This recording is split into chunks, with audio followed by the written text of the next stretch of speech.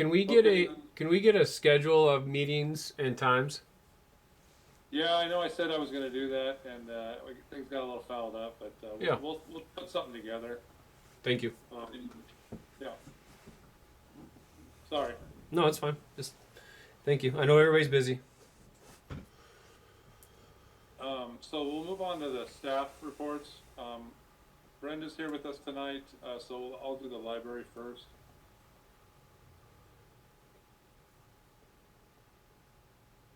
So I wanted to update you guys on what is happening with the construction in the library.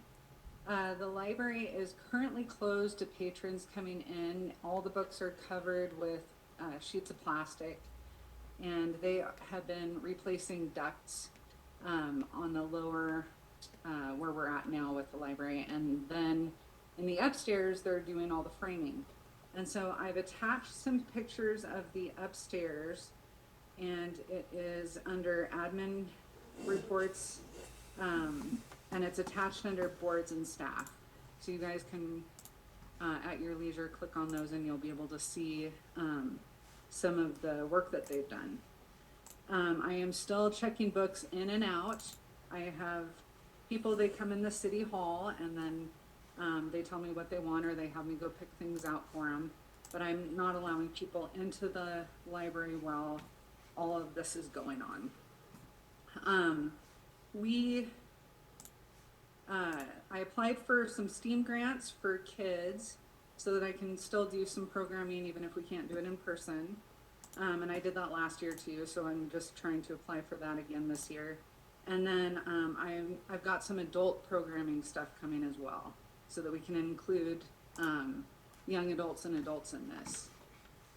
And then we are participating again in the Checkout Washington. And what that is we get 2 Discover passes that we can check out to patrons for 1 week at a time, and then they can go visit the many Washington state parks. And other than that, just waiting for a place for the library to be ready to open again. I've kind of got some plans. If the library is not ready by, April, May, then I'm going to start doing some of the programming out in the park again and do story time out at the gazebo. And that's all I have right now, other than I'm doing some training right now on my library programs. Thanks, Brenda. Thank you. And next up, we've got the always busy Bubba Simplot from Public Works. Hey guys. Obviously we're going to talk about snow. Everything I thought went pretty well for probably the second biggest dump I've seen in my lifetime here of 35 years. I was kind of lucky I got up here a little early because I ended up plowing. I took our grader all the way to Cleome. It's like Kyle called me and was like, hey, it's like, you might not want to try coming up there. Someone's stuck in the roundabout. And anyways, it ended up working good, long days. Each crew member did about 32 to, I think I did 36, Kyle did 34, and Jim did about 32 in 2 days. That's also water routine. We had to make sure the first day we didn't get that done until about 4:30 in the afternoon because that's St. Kyle up there to plow the water treatment plant road in. As far as contractors, so kind of run down on how this worked and kind of my opinion on how it should be done and how we did it. So we had Advantage Dirt and Mass X Construction. First things I went with were obviously storm drains because that could make a big mess, if it melts off quick, and everything kind of melted off about perfect, really. So that's why we worked up North First Street, all that kind of stuff. Next, my 3 most important rows was just like a forest fire or whatever else. Like, what about all the people by the lake? So we opened up obviously 903 4th Street, Horvat. This county had Horvat done. I even plowed one day I plowed Van House and Nelson Dairy just to make sure it was wide. Then we had 5th Street open up. So that's kind of how we went like that. And then we just worked other parts of town, widen out the streets. We had about 5 to 8 dump trucks a day. We had Steve Ford's D5 cab pushed in the snow piles up there on the Forterra property. The next week, I got the second lease city loader, so now if you see the two newer John Deere's, those are both probably Jim or Kyle learning around town. We got the washdog, brought up the snow blower that's mounted on their front end loader, and we did basically like U-turn to Alaska on number 3. They do it in dump trucks with because that's kind of a tight spot to like detours and whatnot. As far as that, the last advanced dirt was done last Wednesday. Mass X construction worked till Friday, and then what was it, Thursday, Friday, and Monday I just had 3 dump trucks with Jim loading them out with our loader. And other than that, I mean, I want to thank volunteers that came out of the fire department for shoveling the hydrants, doing all that work. That definitely helped us a lot. You know, Craig Krieger's been awesome on if there's just one hydrant he needs to go do. You know, I asked him, he's been super, like, awesome volunteer. Yeah, the other things we did this last couple weeks, we repaired the mast. I had the cafe mechanic come up the back side of the mast on the old grader, cracked all the way through. So once we looked at the front, there was basically stuff been hit, and it started to crack, so the Pape came and fixed that. We updated last week, we had correct equipment come over, and he updated at the wastewater treatment plant. The weekly wheel chart, I think that building was circa like 1989, and it looked like 1989, so we don't have to replace it anymore every week with a paper chart.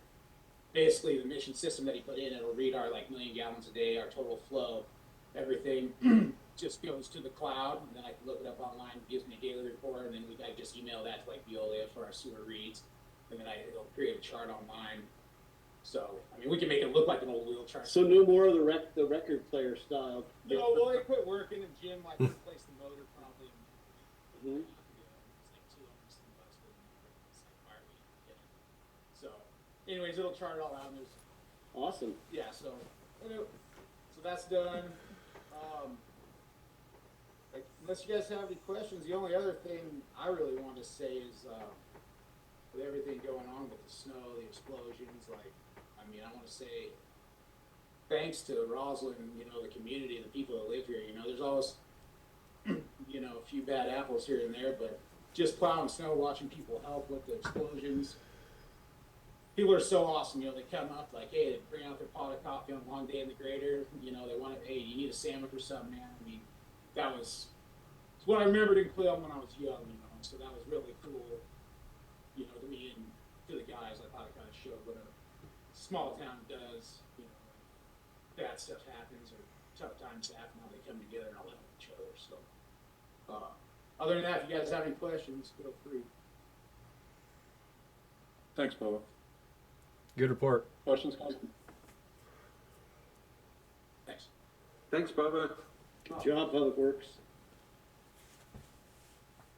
Okay, well then we'll move on to citizen comments. Yeah, okay, so tonight live we've got Shannon O'Malley. You just step forward and name and address, please.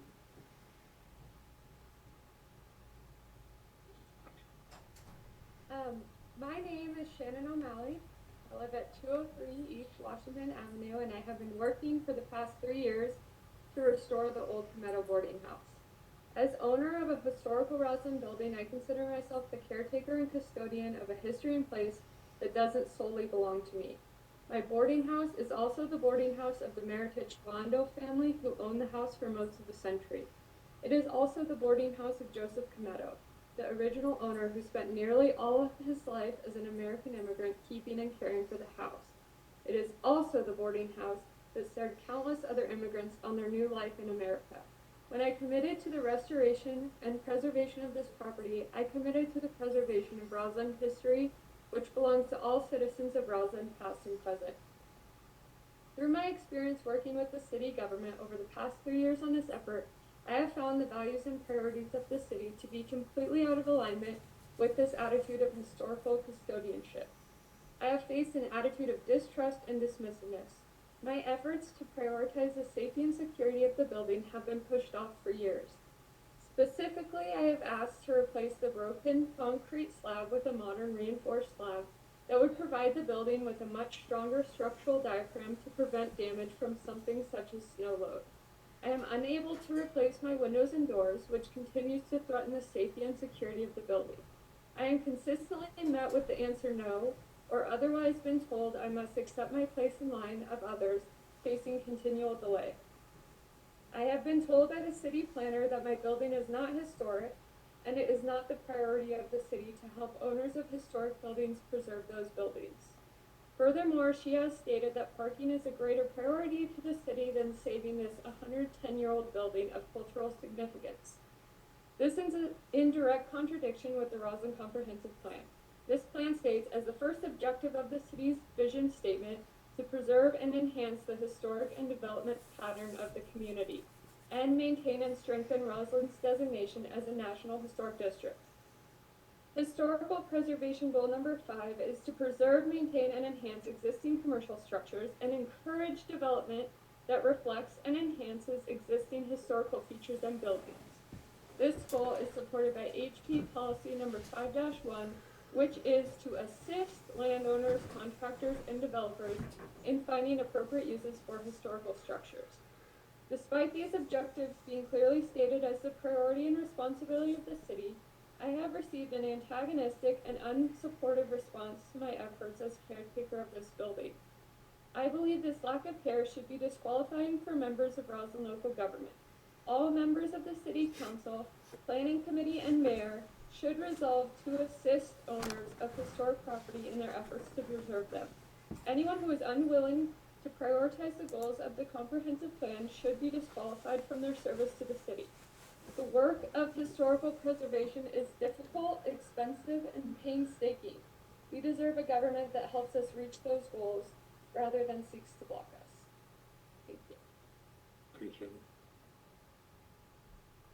Okay, next up we got new business. The first one we've got on here is the delegation of code interpretation appeal to a hearing examiner from council. This is on the advice of council, or from the council is on advice of our legal counsel. And I believe Eileen is on with us. Michelle, is that correct? Yes, so this is not to hear any of the merits of the case of the appeal. It's just to delegate that authority for the hearing examiner to hear it, so I can schedule it with him so we can have the hearing. Is Eileen We wanting should make a motion then to delegate it, or? Correct, yes, Yeah. it's the motion to If you wanna delegate make it. a motion. So that I Yeah, can- I'll make a motion to delegate the authority to move forward. Second. Kathy. Okay, so discussion, does Eileen want to speak, or? Well, we should really discuss if it's going to, if there's a court and attorneys involved, right? Shouldn't we let everything play out? Well, just the thought of if somebody's against taking the code interpretation to a hearing examiner rather than the city council? Well, go ahead, Tom. So I would just, if we could just have like 3 minutes of brief explanation, the way the code normally says it is. You know, the code authorizes delegation of this, why the staff is recommending that we make this delegation. You know, just to, I think for the record to. So the code, the processing procedures are just for, class 1 permits, or class 1 processing, basically says that the appellate body, I mean, it's the mayor or his or her designee for the applications themselves, and then the appellate body is the council.